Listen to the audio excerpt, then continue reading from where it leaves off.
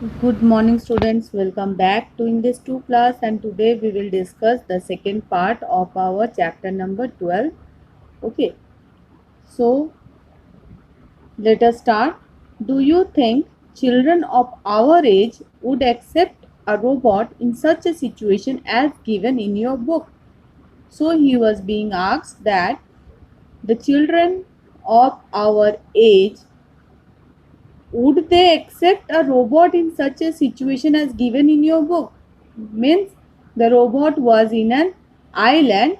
So will the children of our age accept this situation? So here the writer, he answers that robots are programmed to perform tasks by computers. So robots, they are programmed to perform tasks by the computers. Okay, they take many forms. Robot can take many forms. They are designed to move materials, parts or tools for performance of a variety of tasks. So robots are designed to move materials, to move parts or tools for the performance of a variety of tasks. So robot can do variety of tasks, and accordingly they are designed. All robots do not look same.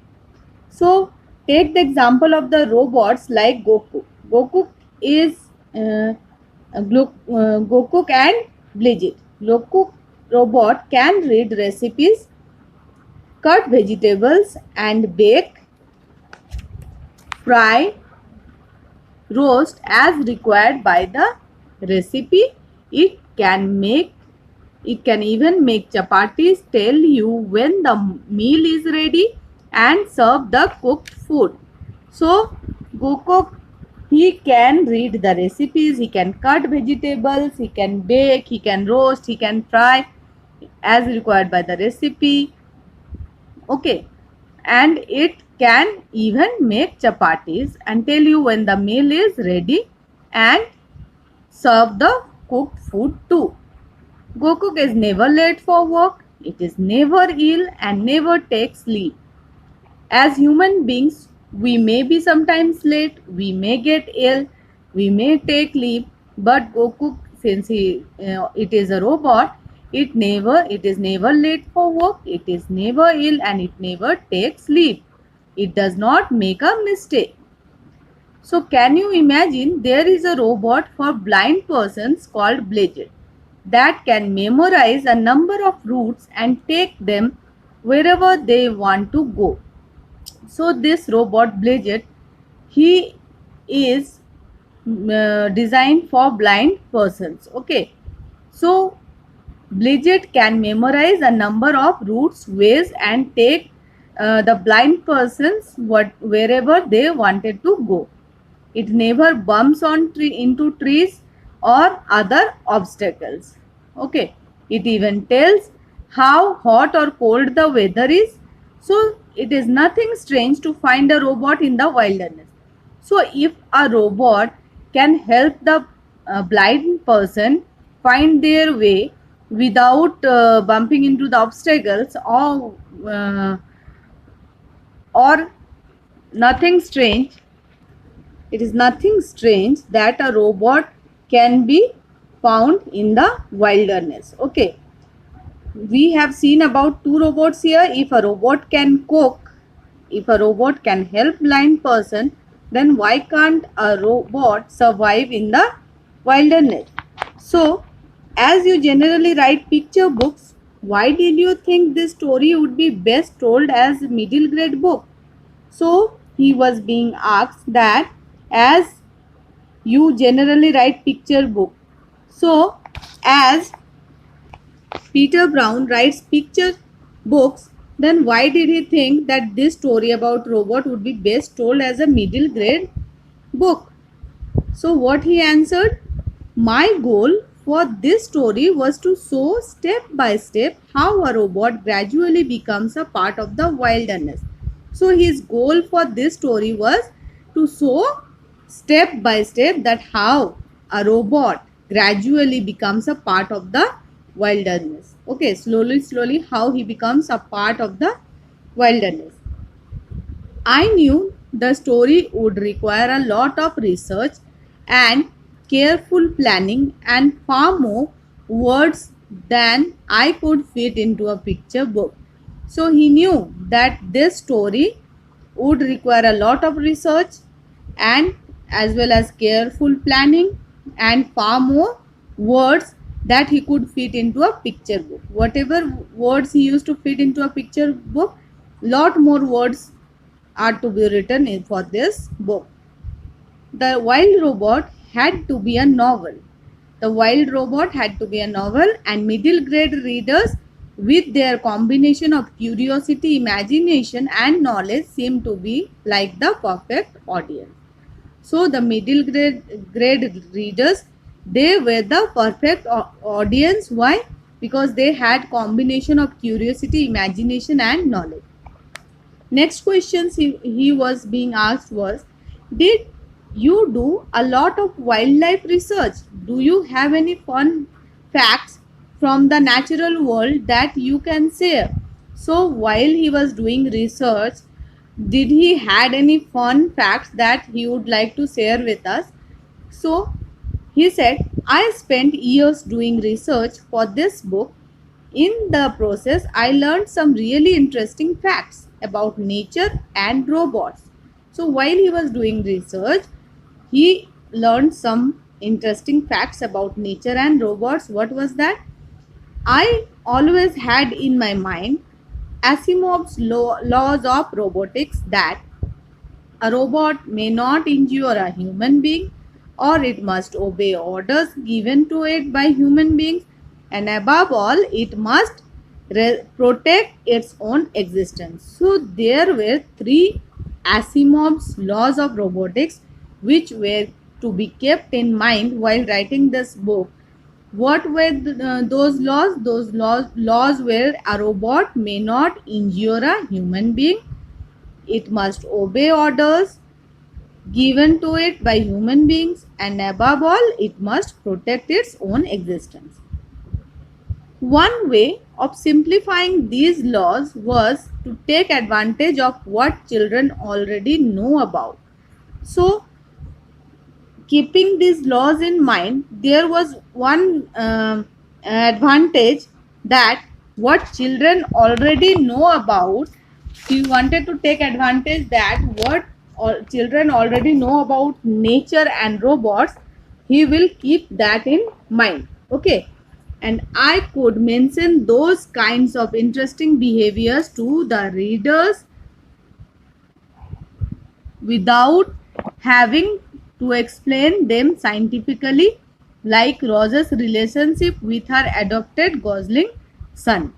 Now, he wanted that the children, as they know about nature and the robots, he will put those facts in his story. Okay, and as he has made Rose the robot a person or given her a gender C, so it was not difficult to show the relationship between the robot and the Gosling son. Okay, as she was taking care of the Gosling son, so she could be imagined as her adopted Gosling son.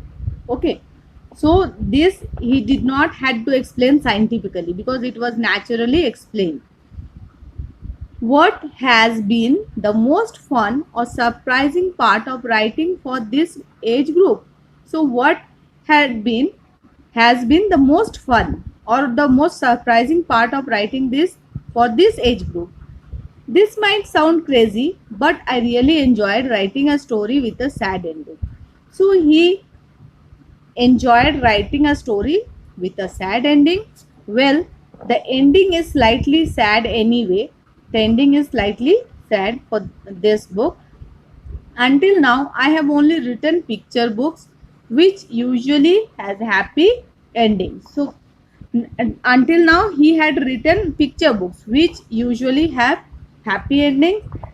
However, the real world is complicated and it was incredibly satisfying to write a story that feels true to life. So, in real life, the world is very complicated, and we already know that our life is not only filled with happiness but also sadness. So, he wanted to display a real world, and for that, he gave this story true to life, okay, so that a person feels true to life while relating themselves to this story, okay. I think readers would appreciate that kind of honesty in the stories they read. So the readers might appreciate that kind of honesty in the stories they read because they can relate themselves with the stories, okay, if there is sad ending or there is truth in that story, okay. I found myself having a surprising amount of empathy for Rose the robot. So, what is empathy? Empathy means to understand another person's condition from her perspective. So, from the robot's viewpoint, he found himself a surprising amount of empathy for Rose because he thought about himself being in position of Rose the robot, okay, so he could relate himself to the robot, okay, and he could think keeping himself in place of Rose. Why did you decide to give the robot a gender? One of the greatest thing about reading this is that it develops our sense of empathy, and we find ourselves caring about characters that are completely unlike us. So when while reading a story, you can imagine yourself in the characters which are completely like us, so we care about that or those characters, okay. So I am hoping this will be true even when the character is a robot. But just in case, I took some precautions to help readers to relate to Rose. So he took some precautions so that people may relate to Rose. For example, robots can take almost any shape, but I gave Rose arms and legs and a head so readers can more easily imagine themselves in her shoes.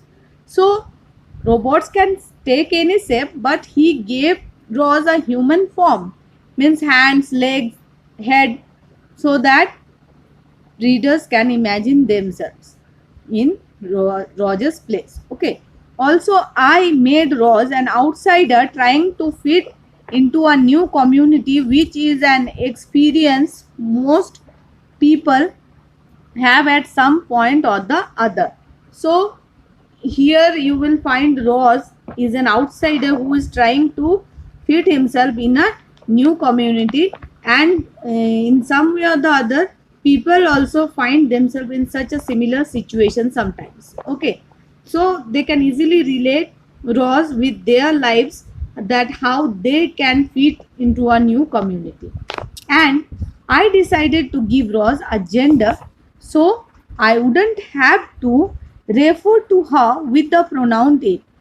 So he decided to give Rose a gender so that he would not have to refer to her with the pronoun it. So he did not want to call Rose as it, because it is non-living thing, it does not have any emotion, so people will not find it find it easy to relate themselves with an it, okay, because it's hard to relate to an it. I examined her personality and the way others saw her, and I decided Rose would be a female. So he examined her personality and how the people or others will see her, and accordingly he decided to that Rose would be a female. What next for you? Can we uh, look forward to more wild robot books? I am currently dreaming up another story for Ross. So he said that as he has completed one book, he is dreaming up for another story book for Ross. Of course, I will be making many more picture books. So as he is writing also picture books, so he will also be making picture books along with dreaming about the Ross's story also. The next few years of my life are going to be very busy. I am exhausted. Exhausted means very tired just thinking about it. So he will not only write the picture books but also he will write the story of Rose, and for that again he need to research and then write. So that is why he is feeling exhausted. Okay children, here we end our class. In the next class I will discuss the question answers. Till then, take care, bye, and thank you children.